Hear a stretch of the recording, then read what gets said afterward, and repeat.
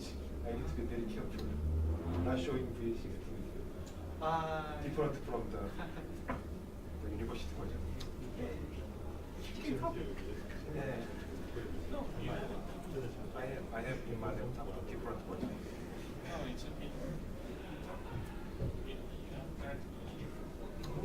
No, not correct one. Of course, it's correct version.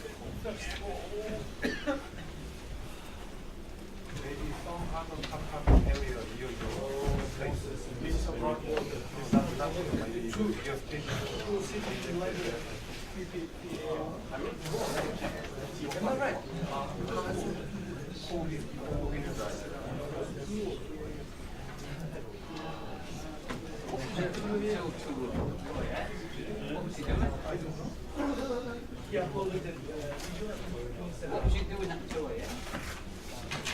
Dynamics on it. Yeah.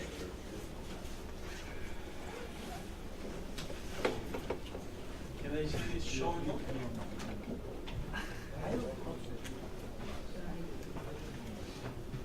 Check this word. No.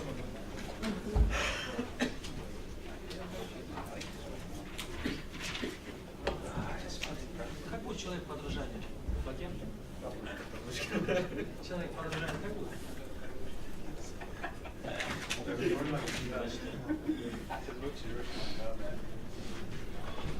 Right, morning guys. If I make a quick start today, should manage to get finished with a bit of luck. Pretty much finished last time talking about polythene. Let's just go through the things that you need to remember. Minimum recommended strength. Remember that's the extrapolated lower confidence limit of the hoop stress to 50 years at 20 degrees C. You need to remember that. The other thing that you need to remember is that there should be no transition from ductile to brittle failure within 10,000 hours at 80 degrees C. That means that there's unlikely to be a transition within the lifetime of the pipe.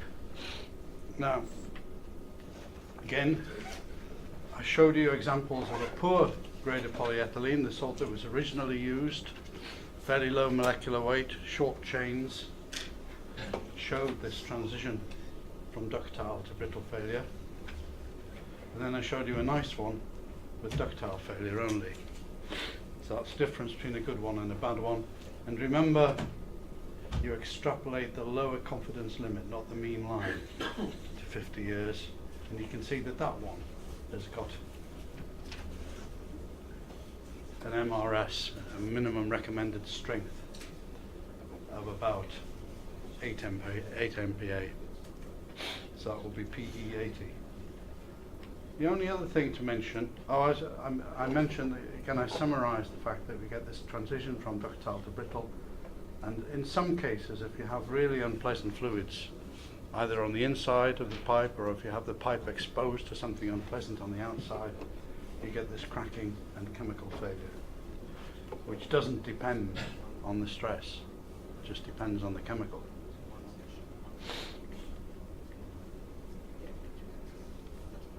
Right, we're nearly done. So the two things, the thing you want to avoid is slow crack growth. This is the growth of a crack from a stress concentration. And the other is environmental stress cracking. And environmental stress cracking is just slow crack growth in the presence of a fluid, a sensitizing agent, which makes it worse. So certain fluids can become soluble in thermoplastics when stress is applied. And they're kind of attracted to the region of stress concentration where they go into the crack and they soften it and they make the crack move more quickly. There's one example of slow crack growth. You can see this originated in a void. This, I'm just going to sneeze. No, it's gone away. That'll all be on recap. This actually shows the need to for good processing conditions. Normally, when you pump the stuff through an extruder, you don't get voids, but there's a void there, and that has caused the growth of cracks in several directions. The other two causes of slow crack growth I mentioned are stress concentrations, like you would get at a weld or at a fitting, and also scratches, damage during installation. Right, this is what it looks like under the scanning electron microscope. What happens is, ahead of the crack, you get these things growing in polymers which are called crazes.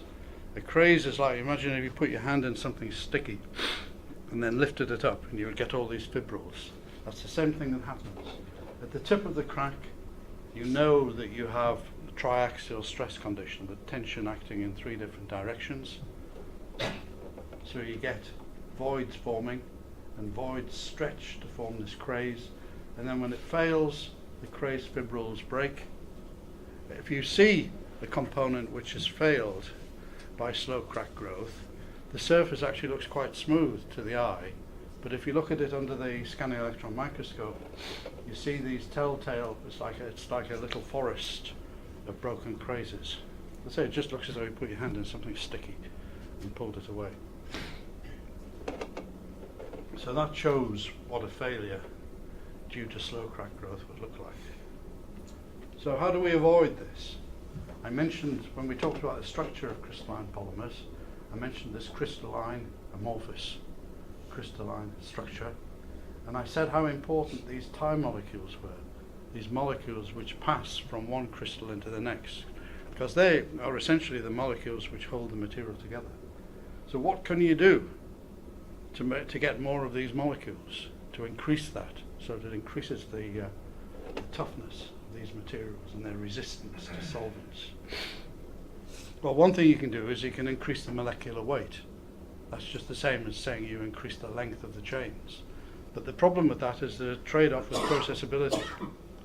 The longer the chains, the higher the viscosity, and eventually you cannot process the material through a conventional extruder because it's too viscous. The other thing you can do is you can create side chains chemically by putting in another monomer. Once again, you get to a situation where you can go so far, but you can't get any further because the material is not processable. They discovered that the answer was actually to use 2 polymers at the same time. To use one polythene which had a very high molecular weight, and that's the polythene that produces these tie molecules. And the other one was a polythene of much lower molecular weight, which acts kind of like a lubricant to the material. And the problem is, there are things to do with solubility of polymers in one another. A high molecular weight polymer is not soluble in a low molecular weight one. So you couldn't just mix them up. You couldn't just make a pipeline grade of polyethylene by mixing a high molecular weight grade and a low molecular weight grade and trying to extrude them together and mix them up. That wouldn't happen. They wouldn't mix on the molecular scale. What you actually have to do is, when you polymerize the material, you actually have to polymerize both materials at the same time. So it's actually a polymerization in which 2 different types of chains are growing at the same time, mixing with each other and forming crystals. It's a special polymerization process. And this is what's called bimodal polyethylene. So the solution is bimodal polyethylene, which is a combination of a linear homopolymer, that means a straight long chain of polyethylene, and a high molecular weight branched copolymer. So the linear homopolymer acts as a, if you like, as a lubricant or a carrier for the other material. And the way you characterize these materials is you measure the molecular weight. There's a chromatography technique which is used for measuring the molecular weight, where we don't need to go into the details, but it gives you a graph, a statistical graph of mass of material versus molecular weight. So it gives you a molecular weight distribution. Just like if I did a distribution, I could make a distribution of the heights of everybody in this room. This is a distribution of the molecular weight. And the key thing about it is it has two peaks. It's bimodal because it's a mixture of this one and this one. So the distribution always looks like this with the two peaks. But as I say, you can't do it just by mixing the different polymers. It requires both polymers to be made at the same time. And all the major plastics companies can do this now. So you buy polyethylene to go in a pipe, it will usually be PE80 or PE100, and it will be a bimodal grade. So if you want to talk to the supplier and say, is that a bimodal grade? And they'll say yes. And they'll think you know what you're talking about. So I think that just about ends things on polyethylene. Make sure that you go through the notes and read all the stuff that I haven't read out to you. Yeah, covered all that. So you need to know the qualification procedure, how you make bimodal polyethylene, MRS, and no transition from ductile to brittle failure within 10,000 hours at 80 degrees C. That should, I hope, enable you to pass everything. Right, change of subject now. So stop thinking thermoplastics and start thinking thermosets.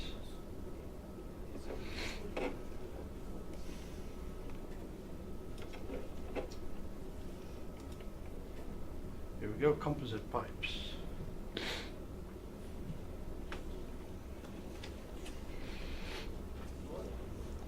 Right, got some examples here. This is the main one that I'm talking about. That's glass fibre, glass fibre epoxy resin, glass reinforced epoxy. In the industry they call it GRE, and there are some other more sophisticated types of pipes there which we'll talk about in a minute. So, I mentioned thermosets. What a thermoset is, it comes as a liquid, you have to mix up the liquid, there's a chemical reaction that takes place, and it forms a solid polymer. And the best example is epoxy resin. That's epoxy resin. And unlike the thermoplastic case, the strength doesn't come from the polymer, it comes from what you put in it, which is usually glass fibre. So glass fibre is a high strength fibre made from glass. And glass fibres are strong because they have an almost perfect surface. Glass is spun by making it go through a spinneret. You get a perfect liquid surface and you cool it down to room temperature. You get much higher strength, for instance, in the glass that you get in windows.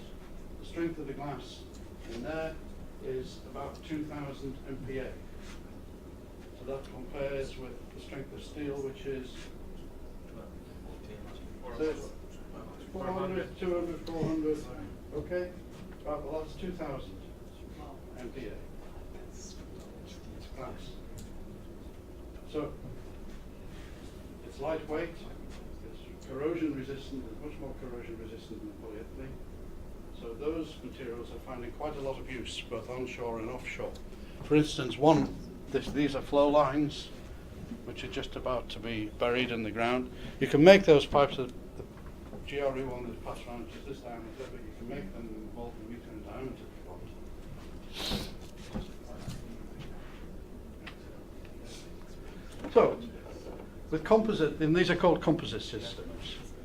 So there are two components. There's the what we call the matrix, which is a thermosetting resin, which is usually epoxy. We can also use other resins called polyesters and vinyl esters, but the most common one, which you can see there, is epoxy. And you get the strength from glass fibres, which are cheap and very strong, or even carbon fibres. The black one that's being passed around is carbon fibre, and that's even stronger. The strength of carbon fibres is about 30 MPa, 3 GPa. So it's 10 times stronger than steel. It's also 10 times more expensive than steel, but that's another matter. And the other one, the one that you've got there, that's got Kevlar in it, and that also has about the same strength as carbon. That's about 30 MPa. Sorry, 3,000 MPa. Okay, so those are the materials. So you can get, they're much higher, they're designed to take much higher pressures than the polyethylene pipes I was talking about. Right, this is the process that's used for making the GRE pipes. It's called filament winding. It's very simple. It's just like a lathe, except you put it, instead of taking the material off, you're putting the material on. So the material is made. You have a rotating steel mandrel, which is sometimes a cylinder. It may have other features on it, which you want to mold into the pipe. So here is your glass fibre. Glass fibre comes in a thing called a cheese. It looks just like a big cheese, and each toe of fibres, you see these are toes of fibres, has about 2,400 fibres in it, and the fibres are each about 10 microns in diameter. So your fibres are pulled off these packages, they're pulled through the bath of resin. This whole assembly reciprocates up and down. It's all numerically controlled, and the thing is wound into the shape of a pipe. And I don't think I asked you this year in the exams, so you don't need to do the proof on it. But there's a magic angle. There's a winding angle, which is the angle that you want to do if you want optimum behavior as a pipe. So if you have a situation where the hoop stress is twice the axial stress, which is often the case in pipes, not always the case, but often the case, then the magic angle is 55 degrees to the axis of the pipe. And if you look, you'll see the winding angle on that. It's wound at an angle of 55 degrees. So there's the product, and there you can see it being made. You can make these up to, it's a discontinuous process, but you can actually have a mandrel up to 9 meters in diameter. And these pipes are rigid, usually. So you don't want to have pipes which are longer than the longest truck. So you can do this for the pipe which is the length of a truck which you would use to deliver them, or the length of a container which you would use to transport them. So there's the process. The resin is mixed up, it's impregnated into the glass, it's wound onto the pipe, and then after this operation the mandrel comes off and it goes into an oven to set off the cure reaction in the pipe, and it stays in the oven for about an hour, usually about 150, 200 degrees C depending on the resin. Then you take it out and then you strip off the pipe from the mandrel. Oh, that's another process. This is. I won't go into the details of that, but it's a fantastic process called the Drostome process. That's used for making very large diameter pipes, as you can see. And the clever thing, this makes continuous pipe. And the clever thing, I mentioned that those pipes are wound on a mandrel. If you make discontinuous pipes, how do you get rid of the mandrel when you have the pipe passing through the process? But what you do is you make a mandrel out of a steel spiral. You get a spiral of steel sheet, and you wind it into a mandrel. You wind your pipe over the top of it, so all of this is rotating and moving forward through the process. The resin is cured, and then your steel strip is pulled away from the spiral and pulled back down the middle of the pipe again, cleaned up, it goes round, and then it's wound again into a spiral. So it's a continuous process. So the steel strip goes up the center of the pipe, it's removed and pulled back down the center. No questions about this in the exam. I'm only telling you for your general knowledge, but if you're interested, look up the Drostome process. It's a fantastic process. Used for making large diameter. There are all these terms. GRP is glass reinforced plastic. GRE is glass reinforced epoxy. Sorry about all these three-letter acronyms. Examples of GRE pipe. This is an onshore installation. You can have flow lines, you can have storage facilities. Offshore, they tend to be used mainly for water services. Offshore, on an offshore platform, they're used for any water-based service, drains, water supplies. But the key thing is that they're used for fire water pipe. You know, you have an offshore platform, you have to have a supply of seawater in case there's a fire. If you have a fire, then you have this massive diesel pump which starts up, which pumps water out of the sea, and then pumps it through a system all the way around the platform into sprinklers to attack the fire. And these pipes have to be quite fire resistant. They're actually insulated. But GRE is a common material to use on offshore platforms for firewater. Onshore, it can be used for any fluids, water, oil, produced fluids, injection water, anything you like. The different ways of joining them. The best way of joining GRE pipe is by adhesive bonding. So you just take your length of pipe, and they give you a machine which will shave a taper, usually a taper, on the end of the pipe, and you have a fitting which is also made of GRE, and you bond it on with epoxy resin. So it's a very convenient way of assembling pipe. So you can assemble it with a taper. There's another one called quick lock, which isn't a taper, it's just a straight shoulder with an adhesive bond, or sometimes it's a socket and spigot. If you're laying a long length of flow line, then you can actually filament wind. You actually wind the pipe with the socket in the end of it before you take it off the mandrel. So that's socket and spigot is for long flow lines. You can also join them with a laminate joint with fiberglass.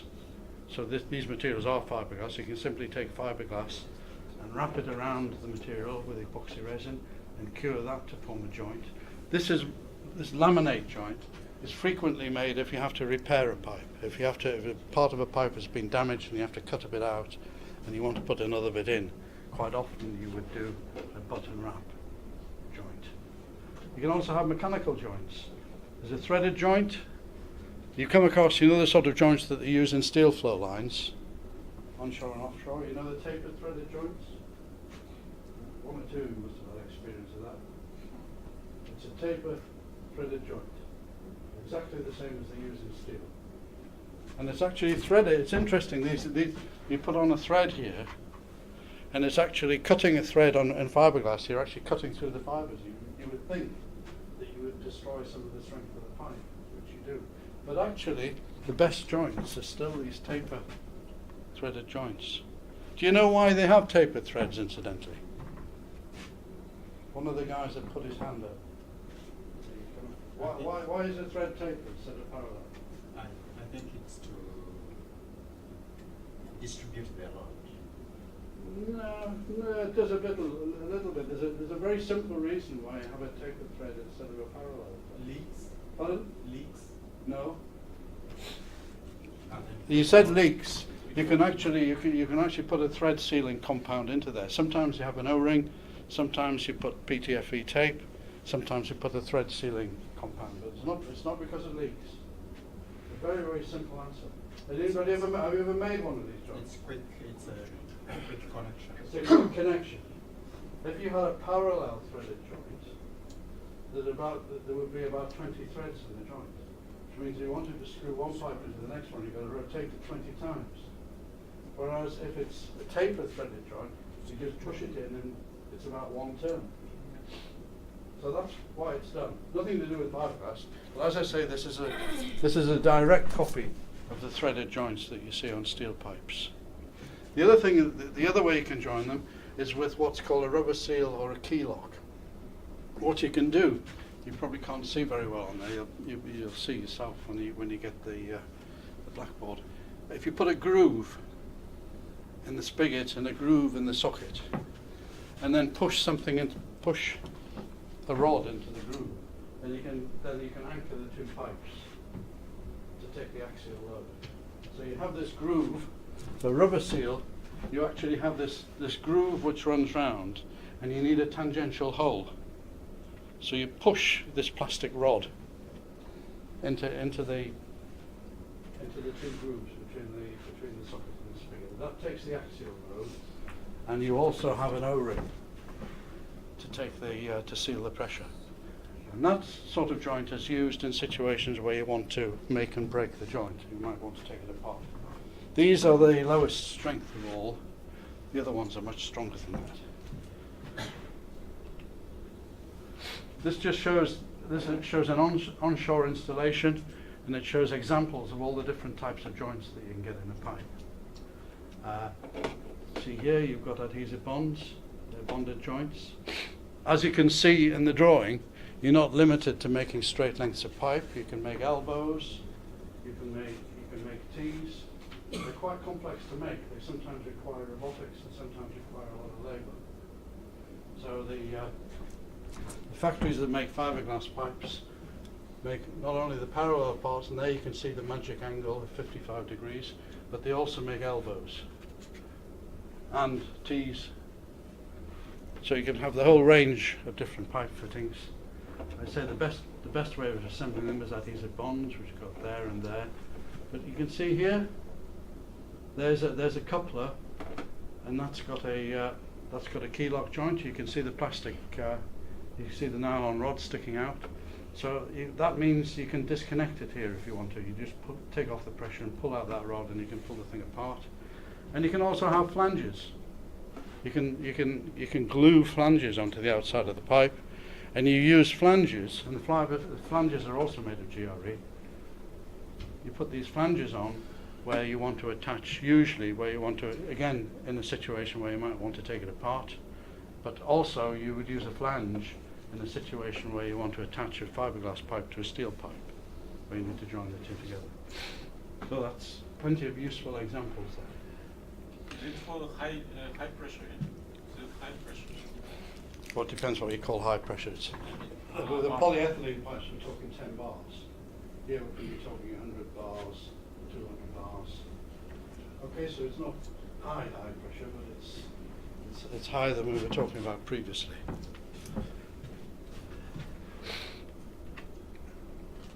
This is just an example of the of high pressure line pipe.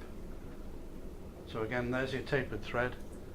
Usually, the usual way of doing it is you wrap PTFE sealing material around the joint, and you might also add a lubricant or a pipe sealing joint. And there it is. You screw it up. You have a nice thread. One of the useful things about these pipes is the glass fibre doesn't have a particularly high Young's modulus.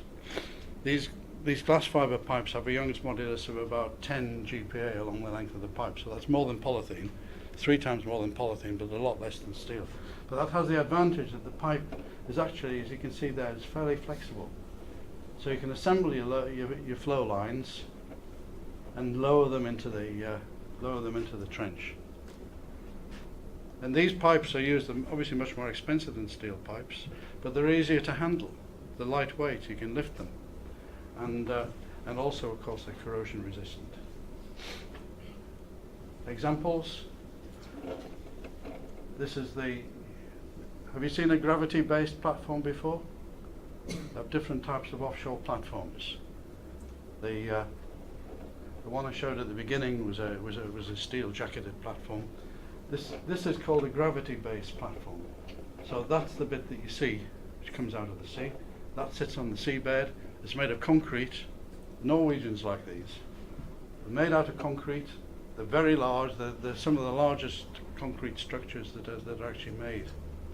And the oil that's collected is stored in these cylinders at the base of the platform. They're usually about 7 vessels, concrete vessels at the base of the platform, which are used to store the oil.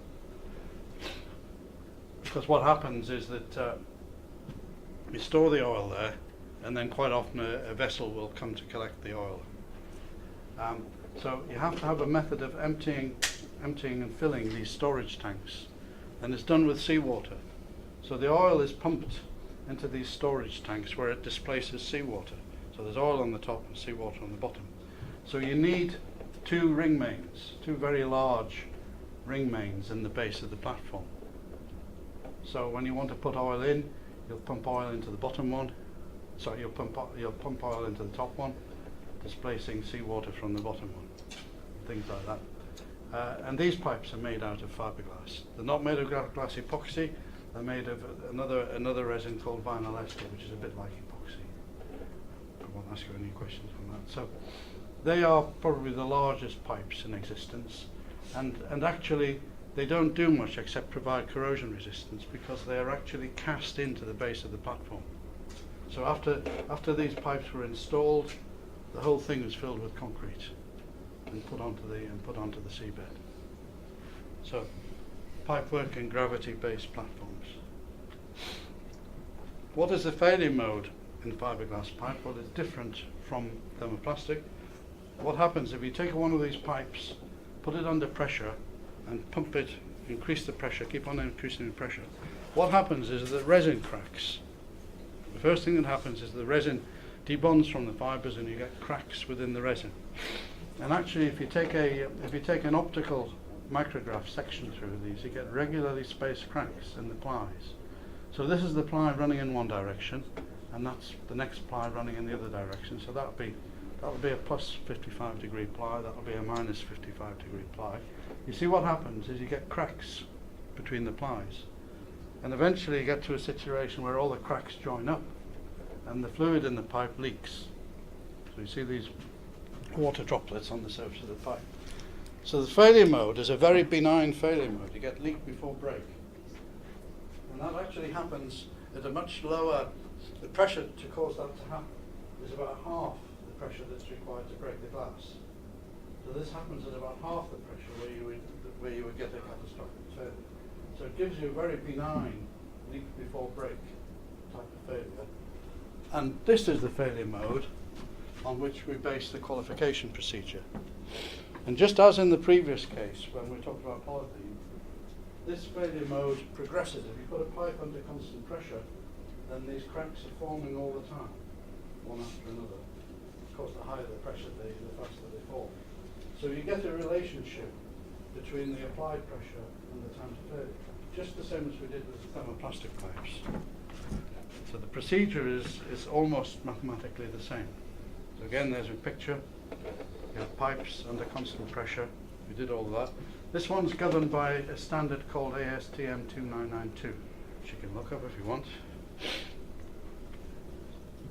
And what happens is these pipes show this static rupture behavior. So just as previously, you apply constant pressure and you wait for it to fail, and you measure the time to failure, and the failure mode is weepage. So you get a line here up to 10,000 hours. You have to have at least 18 points up to 10,000 hours, and then you plot your lower prediction limit and you extrapolate that to the design life of the pipe, just as we did with the polythene pipe. Except for oil and gas, the design life is 20 years, not 50 years. So there you go. And that's the key characteristic of the pipe. You also measure the 1,000-hour point of the lower confidence limit. I'll mention why. The reason you need that is part of a quality control procedure. What you do is you occasionally test pipes. You need to make sure that during your manufacture, the pipe product that you're making is consistent. It doesn't vary with time. And if you change anything, if you change your resin supply, or your glass fiber supply, or if you build a new factory somewhere and start making pipes there, you have to re-qualify the pipe. You have to redo this. And of course, doing this is very expensive. It takes 10,000 hours. But what you can do, if you've made a small change, you have this 1,000 hour pressure. See, 1,000 hours is a bit over a month. So you can deal with that. And what you do is you take 3 pipes and you apply the 1,000 hour pressure, and none of them must fail. And if none of them fail, then you can conclude that the chances are that these pipes are at least as good as the original ones. So if you apply the 1,000 hour pressure, lower prediction limit pressure, and it doesn't fail, then that enables you to re-qualify the pipe without having to do the full 18 points. So it's a quality control procedure, if you like. And I say the main failure mode in these pipes is stress rupture, static fatigue, propagation of these cracks, slow crack growth, if you like, the one that you avoid in polythene. So it's static fatigue. You watch these cracks grow until they form a network, and then the thing fails. Also, ASTM8039 deals with cyclic fatigue. With cyclic fatigue, you do exactly the same thing, except on the horizontal axis you have number of cycles to failure. So if you've got cyclic service, you do this one, and that's ASTM2992A, and the procedure is exactly the same. You find the lower confidence limit and you extrapolate that to the number of cycles corresponding to the design of the plant. So that's qualification. So that's 2992A, 2992B. That's just what I said. Again, as in the previous thing, you're only allowed one failure mode, and that failure mode is weepage in the pipe body. So you're not allowed to have failure in the fittings, you're not allowed to have failure near to the fittings. Right, so that's good, I did quite well there. So that's fiberglass pipe, and you'll probably come across them because they're quite widely used in things like in flow lines in Middle East. Particularly, as I say, they're particularly widely used in situations where you have very corrosive fluids. But I just want to talk about new developments, and those are these ones. This one's called reinforced thermoplastic pipe. You can see it's a thermoplastic pipe. So the black bit is polyethylene. It's actually PE80 polyethylene. But you can increase its pressure rating considerably by wrapping it in aramid fibre and Kevlar. The yellow stuff is Kevlar, and that's wrapped around it at plus or minus 55 degrees, and you put a cover on to protect it, which is also polyethylene. Incidentally, the cover is very expensive because it's designed to be UV resistant. You can make polyethylene UV resistant by putting titanium dioxide in it, which reflects the sunlight, but you also have to put lots of chemicals in it, which slow down the reaction that happens when UV hits polyethylene. So that's reinforced thermoplastic pipe. And this is what's called spoolable thermoset pipe. And this can be either glass or carbon, but you can see this one, which is being used. This one is, you can see, is carbon epoxy. So the main load-bearing reinforcement is carbon epoxy. It's got a PVDF liner, and it's got a polyethylene cover to protect it. Many applications of these. I'll deal with these very quickly. Both of them.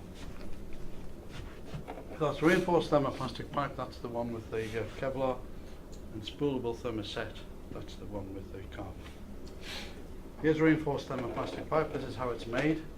You make a tape, make a polythene tape with lots of Kevlar in it, and you wrap it round at the magic angle of 55 degrees. There's your liner. This is part of a very, very long production line. I've already described what a polyethylene pipeline extrusion line looks like. Well, that's on the left. So here's your pipe coming out from your polyethylene extrusion process. You wrap it with the tape. You put it through one or more ovens to melt. They actually put polyethylene into the tape so it melts and welds to the pipe. And then you extrude. Here's an extruder using a cover over the top. So that's how that stuff's made. So it's made continuously. You can make kilometre after kilometre of it. It's used for onshore transmission of oil field fluids, gaseous fuels. So it's used for natural gas, and you can also use it for certain offshore applications. Aramid just means Kevlar. There's an example. It's actually got, I haven't got a time to go into this, but this joint is actually this particular joint is an electrofusion joint. This is the way it fails. If you put it under pressure, the fibres break. One set of fibres breaks, so that you can see that one set of fibres at 55 degrees broken here. So it doesn't yield like a polyethylene pipe. It goes up to its burst pressure and it goes bang with a big bang. I can tell you it's a big bang. We used to work on this stuff. And the qualification procedure is exactly the same as was used.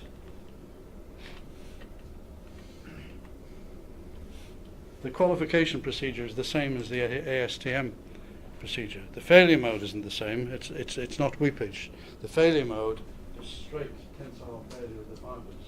But you use exactly the same qualification procedure, and the same rules apply. You're only allowed to have one failure mode. So that's RTP.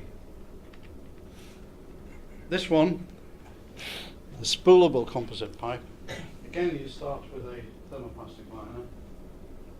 In this case, this is quite a clever one because it's got copper conductors in the wall. So it's actually this is actually used on the seabed for kill and choke valves. You know what a kill and choke valve is? Who knows what a kill and choke valve is? One, two. when you have a well on the seabed, you have to have a way of stopping the flow. If there's some incident on the platform, this happened with Piper Alpha in the 1980s, where a lot of people were killed. I can't remember how many, at least 50 people were killed. After that, there was a rule that every time you have a riser which comes up from the seabed, you have to be able to cut off the flow of the seabed. And to cut it off, you use a kill and choke valve. The kill and choke valve literally strangles it. It's just two steel plates which come together and squash the flow line. So you need hydraulics to operate that, and you need electrics to open and close the valve. And this is one of the applications of this. Used for kill and choke valves. You could use this power for lots of things. You can use it to activate lots of different things. So it's if you like, it's a multifunctional intelligent pipe. This shows how you make it. You start off with a thermoplastic liner. You wind one winding which is almost axial. It's not quite axial because this carousel, you have a carousel with all the, you see you've got carousel here with all the fibre cheeses on it. It rotates very slowly. So you get one set of windings which is almost parallel to the axis, which is designed to take the axial load on the pipe. And then you wind another or several more over the top, which is actually, that shows quite a low angle, but in fact the angle is about 70 or 75 degrees. So there's one set of windings rotates very slowly, which takes the axial load, another set of windings which take the hook load. And again, it's made continuously. So it's made in a continuous length which can go on the drum. And these are different examples. You can use different liners, you can have polyethylene liners, and PVDF liners, you can have carbon fibre reinforcement, you can have glass fibre reinforcement if you want. And the interesting thing about these is that they're flexible. Doesn't look very flexible, does it? What happens when you bend it, when you put this on, you can put this on a drum. I think that's the next picture. There you go. You can put it on a drum. Incidentally, you're limited. That's about the largest diameter you can get. You put it on the drum, and when you put it on the drum, the resin cracks. So like with this, the resin between the fibres cracks. And you say, well, why does it leak? It doesn't leak because it's got a thermoplastic lining in it. So that's the clever thing about it. It enables you to wind the stuff onto the drum. The resin cracks, but it doesn't leak because it's got thermoplastic liner. This was originally designed to replace steel downhole tubing. Have you come across this application? This is almost like fracking. It's not quite fracking.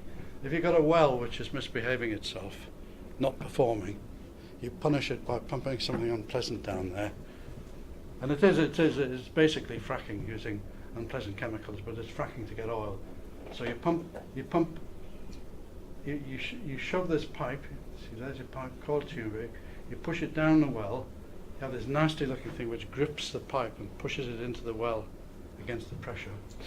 And most of these are steel tubing, but it's a really nasty application for steel tubing because where it's wound on the drum, it's plastically deformed. When it's taken off the drum, it's plastically deformed. When it's pushed down the well, it's damaged on the outside. There are unpleasant chemicals on the inside. And the upshot is that with steel coil tubing, it doesn't last very long. So there's a lifetime problem with steel coil tubing. So you come along with your truck, you shove it down the well, you pump something nasty into the well to fracture the rocks and make the well start performing again. And then you take it away, and it doesn't last very long. So this stuff was designed as a replacement for steel coil tubing. That was the original application. But now it's used for all sorts of onshore pressure applications because it's a very convenient material. And like I said, the only real disadvantage is that you can't make it. I think they might be making it in 6-inch diameter now. But it's difficult to make it in large diameter. So that's coilable, and I helped to write one of the standards for that. We did a lot of work on that stuff here. That just shows the, I'm nearly done. That just shows the choke and kill application. So here's a riser coming up from the seabed, and each riser has attached to it to a couple of choke and kill lines, which are usually made out of steel. But that gives you a considerable weight saving if you use that material. So you have rigid or glass epoxy risers, special connections. Right, that's choke and kill. Actually, the main thing is this: we're talking about composite risers here. This is another application. You know, risers are steel, and they're usually threaded one into another, like a set of chimney sweeps brushes. So you put it on the platform, and you screw one set of risers into another. When you have very deep water, then the self-weight of the steel riser becomes important, and it becomes a limiting factor. So we now have composite rigid risers. So that's what a steel, it looks exactly the same as a steel riser. There's a thread and seals, and you screw one into another and push it down into the sea. It might go for 2 or 3 kilometers before you get to the seabed.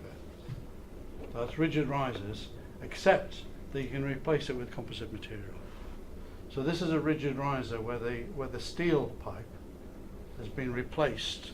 It's actually a composite pipe with a very thin wall of either stainless steel or titanium, and they wind a carbon pipe over the top of it using filament winding. So that's a composite rigid riser, and that was shown about 15 years ago that worked. They've done trials, they've done all sorts of things, but it hasn't really gone into widespread use in the industry. It may do one day, but one of the things is that the industry is moving away from rigid risers to flexible ones. You've not been to Wellstream yet, have you? You'll see flexible risers when you get to Wellstream. So actually steel risers are kind of going out of fashion, being replaced by flexible ones. And finally, this is always people are always interested in this because you can make money out of it. So it's a big industry. There are lots of small to medium-sized companies doing repair of pipes, using composite materials to repair steel pipes. And it's a highly profitable operation. One composite repair, the first one is called clock spring. You see that it comes as a spiral. You see the spiral of material that you wind onto the pipe. So there's your pipe. You clean up the surface of the pipe and you find out what the source of the problem is. It might be a dent, it might be damage, or it might be corrosion. Quite often it's corrosion. This is being done offshore. Here's a pipe on an offshore platform, and this is corrosion under insulation. The pipe has corroded very badly under insulation, so they've taken off the insulation, and you've got to repair that to restore the pressure bearing capability of the pipe. This was developed by the American Gas Association for repairing gas. Well, actually, it wasn't for repairing. What it is it's a strip with glass fibres in it. It's got unidirectional glass fibres in it, so it's very strong but very flexible. But they mould it into the shape of a spiral, because that enables it to be wrapped around the pipe. It's actually called clock spring. It's actually like a real clock. You ever taken the spring out of a clock? It goes all over the place because it tries to become straight again. What happens with this, as it comes as a spiral, you wrap it around the pipe so it stays wrapped around the pipe. And you apply it, you stick it on with an adhesive. So you apply the adhesive, so you see there's one guy putting the adhesive on, epoxy adhesive, there's another guy wrapping it around the pipe. And there's a pipe. I think that's somewhere in Shetland, where a corroded flow line has been wrapped with several of these clock spring repairs. What clock spring was designed for, the American gas, so you know in America they have a lot of high pressure gas, large diameter gas flow lines, and they're working right near to the limit. They have a very, very low safety factor. And you come across rapid crack plug. Have you talked about rapid crack RCP? Yes or no? No, nodding your head, but have we done this on the course? Yeah, so why aren't they saying yes? we're all asleep. If you get a gas transmission pipe, a large diameter gas transmission pipe, you get a crack running along the pipe. The crack can go faster than the pressure can get out of the pipe. So it will run for hundreds of miles. If it's in America or Canada, the thing will run for hundreds of miles. And the thing that they developed to stop it was this. This was developed to stop cracks. So you put one of those about every kilometre and it stops the crack. And then they thought, oh hey, we could use this for other things. And actually the patent on this has lapsed, so anybody can do it. And there are companies in every country now putting these onto the outside of pipes, making a lot of money out of it. The disadvantage of clock spring, somebody tell me quickly, what's the disadvantage of clock spring? No axial strength. What? No axial strength. It has no axials. Have you used it? Sounds like you know what you're talking about.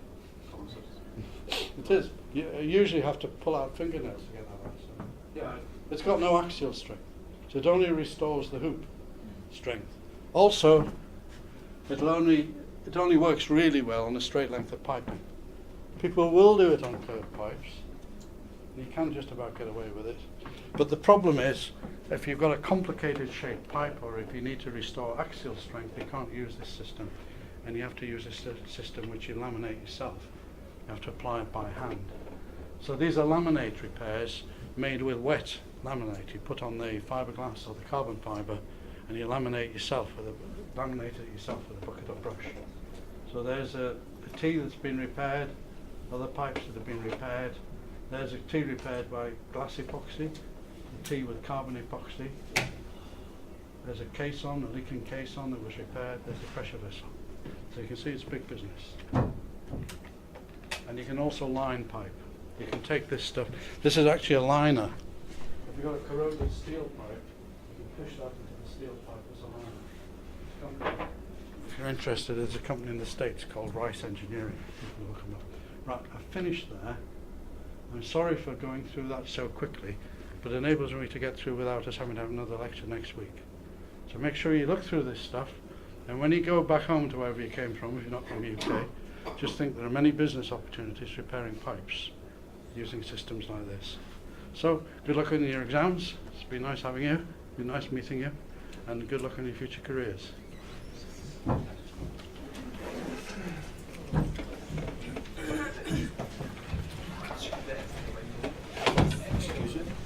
Yeah. Yeah, and just for clarification purposes, and in terms of the thermoplastics and the sets, how many questions have you examined?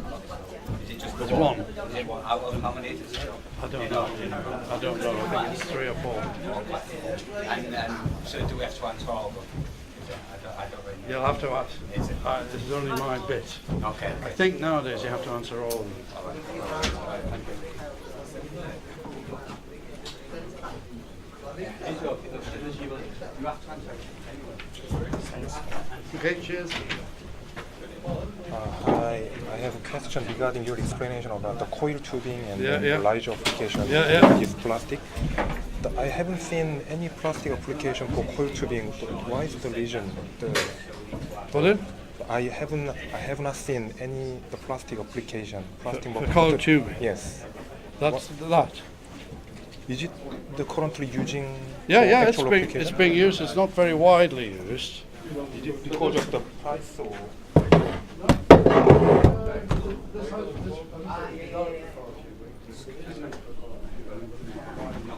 Sorry. We've got plastic. That's the main reason.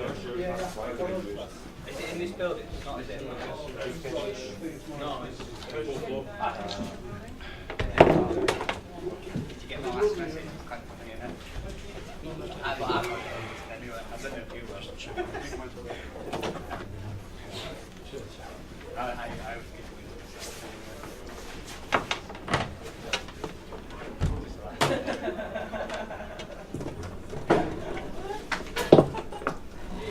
suppose you've got your choice. I'm joking. Yeah, it's I don't actually know it, so that's why I knew you got